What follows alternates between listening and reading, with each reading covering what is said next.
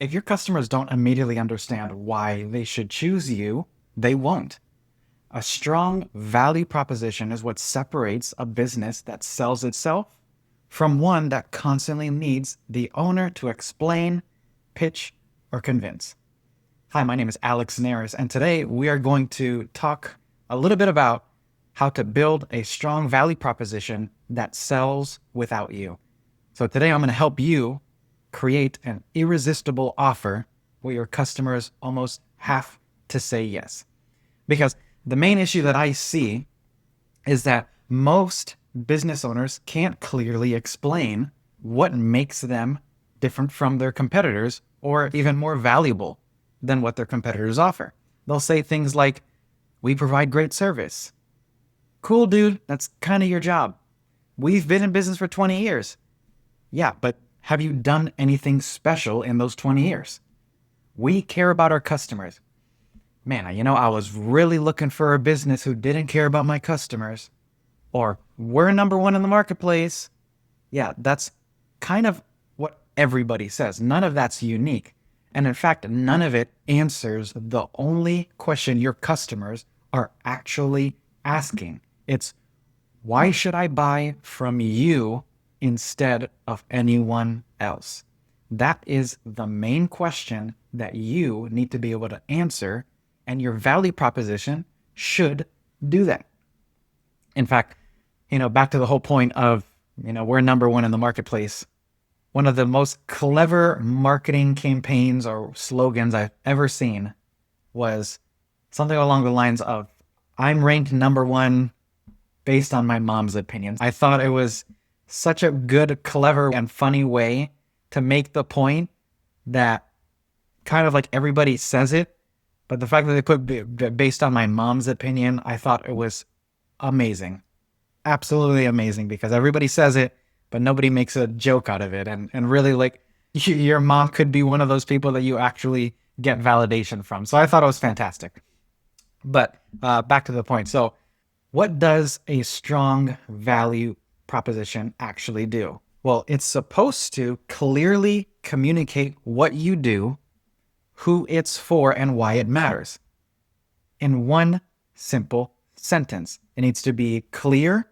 So ditch the buzzwords or the industry lingo. It needs to be specific. So talk to a real pain point or one of the outcomes. It should be different. Don't try to just sound like everybody else. We're number one. And it needs to be valuable. It needs to be based on what your customers actually care about. There's a quote by legendary copywriter David Ogilvy that really puts this into play. I can't think of the right word, but it says, "Sometimes the best way to sell a horse is to write an ad that says, 'Horse for sale.'" You see, clarity converts. You don't need to be clever all the time. You simply need to be understood. So some things that I've seen, what I call bad value propositions might be, "We combine innovation with passion to deliver results." That's kind of vague.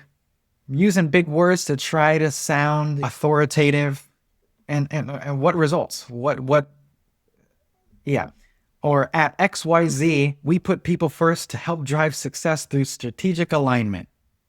These just sound like words. Your partner in growth, transformation, and performance excellence. So we help businesses unlock their full potential with cutting-edge solutions. None of these actually tell you what the company actually does, who it helps, or why they're different. So those are bad examples. Some better examples might be, "We help homeowners get energy-efficient windows installed in under 7 days with zero upfront cost." That is super laser focused. I know exactly who they're targeting, what they do, and how long it's going to take, and what's going to come out of my pocket. Zero upfront. That is super straightforward. Or, "We train roofing contractors to double their revenue in 6 months without spending more on ads." That is a strong value proposition, in my opinion. You might hate it. I kind of like it. You could always tweak these, but put these into work in your business, because you could see how specific they might sound. A little bit different. You know exactly what they do. Maybe not how to do it, because you don't want to explain to people how you do something yet.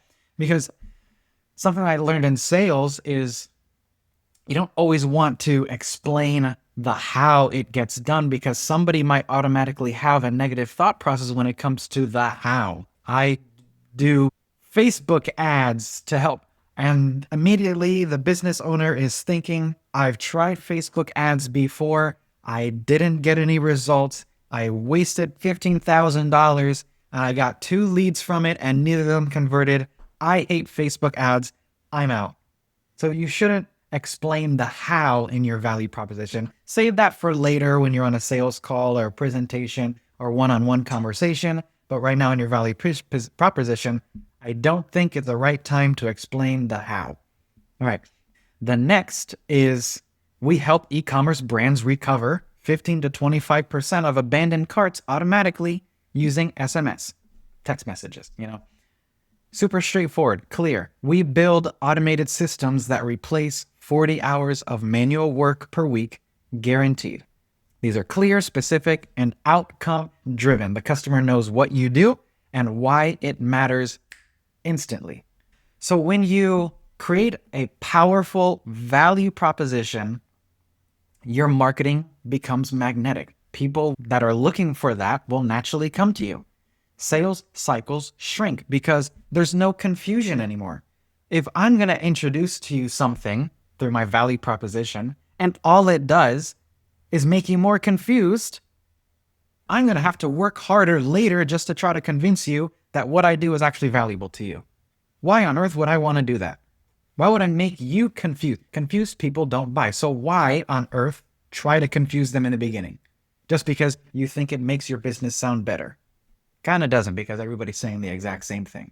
So why not create something that's actually powerful, that's value-driven, that is clear, that's concise, and points your audience, your customers, your potential customers, your prospect in the direction that you want them to go. So when you do this correctly, your team can pitch the company without needing you. Far, far too often, I see in smaller businesses where the business owner has to get involved, where the business owner has to do a sales call.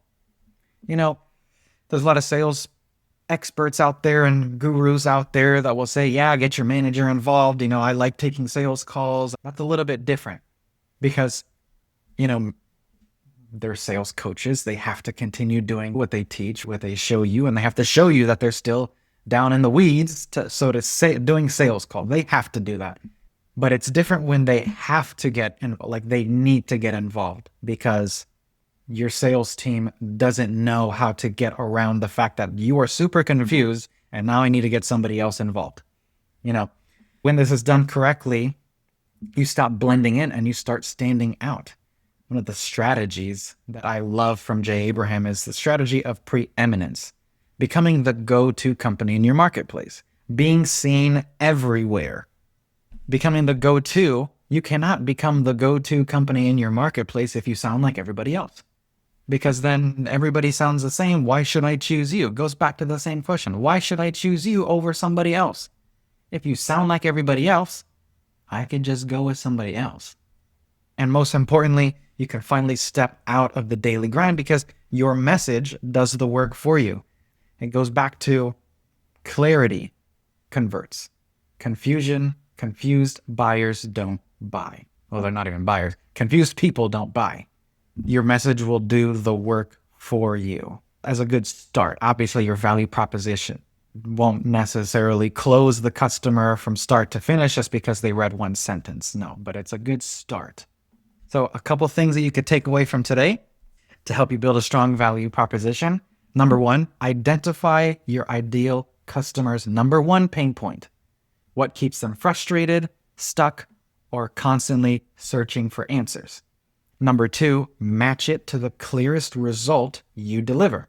What transformation do your customers experience? Like, write this sentence.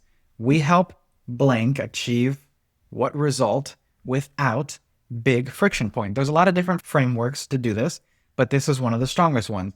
We help ideal customer achieve a result without without doing this negative thing. We help blank achieve blank without blank. All right. And next thing you could do is pressure test it out loud. If it sounds vague or like someone else, it needs work. So speaking it out loud will help you identify if it sounds too vague, if it sounds good, if it sounds cheesy, if it sounds corny, if it sounds cliche.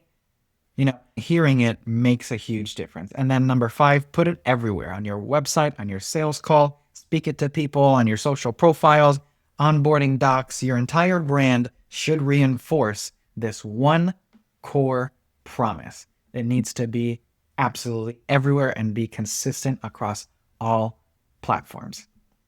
So a weak value proposition forces you to work harder. A strong one sells without you. All right.